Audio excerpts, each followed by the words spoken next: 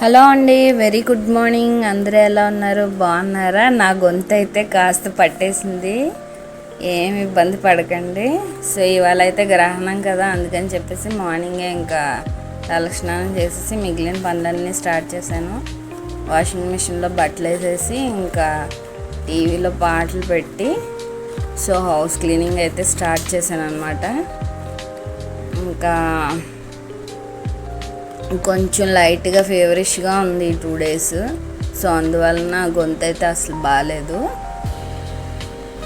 ఏమైనా డిస్టర్బెన్స్గా ఉంటే దాన్ని ఇగ్నోర్ చేసేయండి.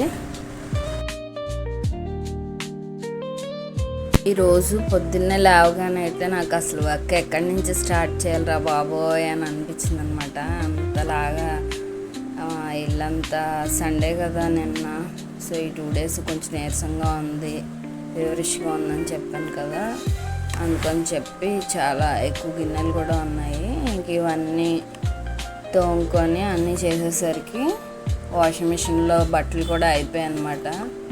ఇప్పుడు వీటిని ఆరేయడమే ఒక పెద్ద టాస్క్. తీసేసుకొని ఇంక పైకి పట్టుకొని వెళ్ళాలి.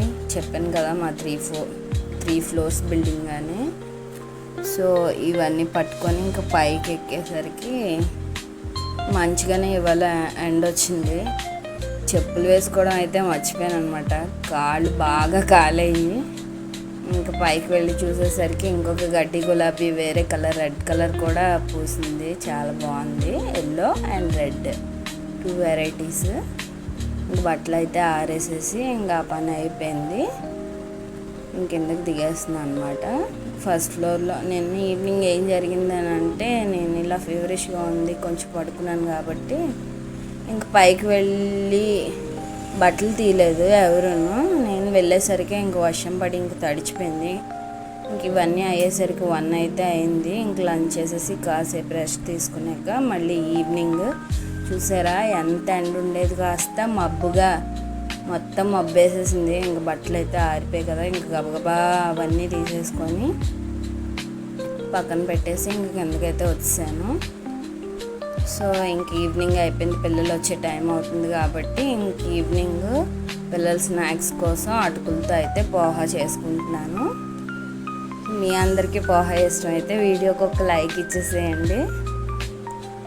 ఇంకా వీడియో అయితే ఇది ఎలాగో మీ అందరికీ తెలిసే ఉంటుంది. పోహా పోపు వేసుకొని అటుకులను కూడా వాటర్లో ఒకసారి కడిగేసుకొని ఆ పోపులో ఈ అటుకులు వేసేసుకొని ఒక చిటికెడు పసుపు వేసుకొని ఉప్పు కూడా సరిపడేంత వేసేసుకొని ఇంక దాంట్లో నిమ్మకాయ పిండేసుకుంటే అంతే అండి, అయిపోతుంది. వీడియో అయితే ఎండ్ వరకు వచ్చేసింది.